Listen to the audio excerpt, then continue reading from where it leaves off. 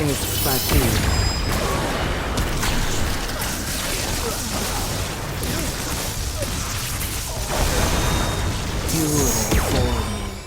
When I look at paid DLC for Remnant 2, I can't help but be reminded of the least desirable Destiny DLC. Now, stay with me, I swear there's a point here.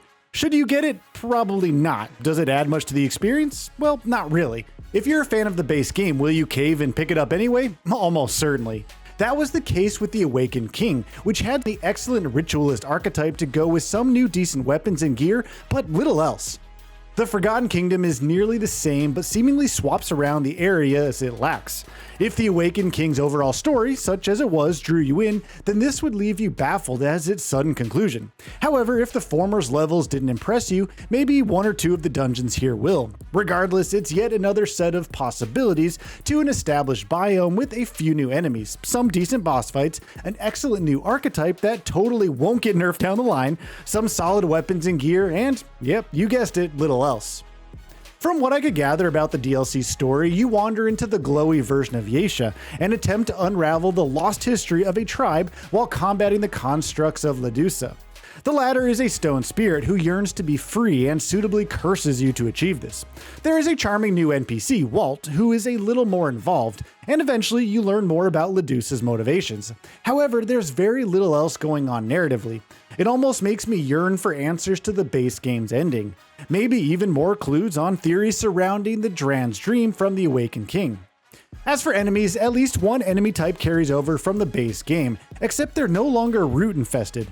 Ledusa's stone constructs can range from intriguing to annoying, especially the winged creature who dive bombs 3 times before emitting a piercing scream that stuns you. The other enemies are fine, though some of their arrangements are questionable.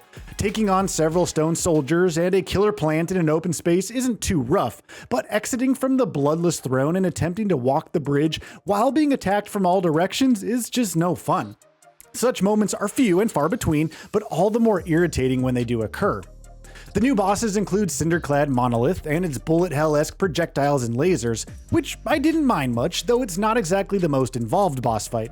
The Stone Warden was arguably the most challenging due to the sheer barrage of attacks and an area of effect attack that could almost one-shot you. Still, the utter spectacle of watching it summon rows of stone constructs and push them forward before exploding them all like some demented chess game was downright fun. Ledusa felt somewhat of a step down and failed to really match the spectacle of the game's world bosses. She still had some interesting mechanics, like that second phase with the rapidly approaching stone walls. There's an alternate ending which provides a happier fate of sorts for her, but ultimately skips the boss battle that I sadly didn't unlock. Other bosses, like the Emissary to the Charged Sentry, are essentially elite versions of established enemies. They're not particularly inventive with their mechanics, but can spice things up now and again. At least the Protector of the Grove puts a neat spin on the seemingly harmless animals running around in Yeisha. There are more elite foes here than in the Awakened King for what it's worth. The dungeons did somewhat impress me since they offered new ways to play. The Proving Grounds is full of dart traps and its claustrophobic confines can make for some tense encounters. The Earthen Coliseum challenges you to find the right path to progress, lest you fall into its watery lower level and face an overwhelming foe. Both are fresh directions. It's a shame, though, that the rest of the biome is the usual forests, jumping over gaps, running through tree villages, and whatnot that Yeisha already has to offer. As noted earlier, the new archetype Invoker is very fun.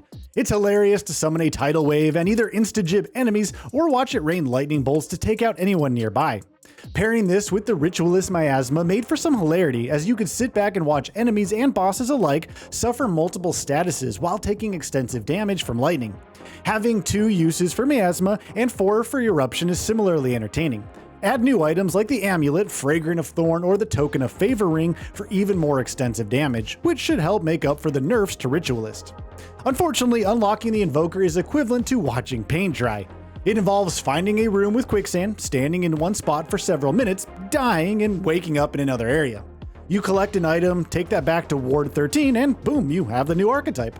While I'm not asking for an extensive series of steps, I feel like the process could have been more involved than simply going AFK.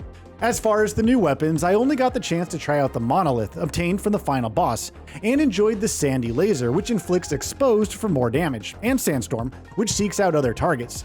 There are other items, including the latest hidden weapon, the polygun, but my setup from the base game worked for most of the DLC.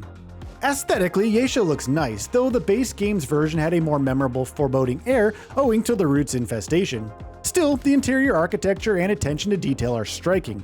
I encountered one instance of iffy performance, but things were solid for the most part. The addition of an FOV modifier on PS5 is also appreciated.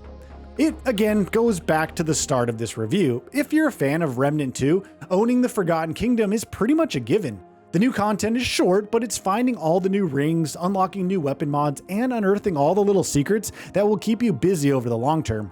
Maybe some potent new combinations to go with the Invoker, especially given how crit builds have been nerfed. Maybe I'm just expecting more from the DLC experience on a narrative level. However, even on its own, the Forgotten Kingdom's narrative leaves something to be desired. It's more of a one-shot than the Awakened King, which at least ties into Lazum's story in some ways. And while I enjoyed the new items, dungeons, and some new bosses, the overall experience is not all that engaging. Now, don't get me wrong, the combat is still satisfying, and you still face challenges, even when playing on lower difficulties. It just feels like Remnant 2 needs something more than these minor DLC packs to expand on its narrative themes and mechanics. Time will tell if the third DLC provides a decent conclusion to this whole dreaming storyline in the background or more of the same, but for now, the Forgotten Kingdom should satisfy the more amicable hardcore players. And with that, we reach the end of this video. Have anything to say? Let us know in the comments below. Also, we upload new videos every single day on Gaming Bolt, so please consider subscribing as it really helps us out. Thanks for watching.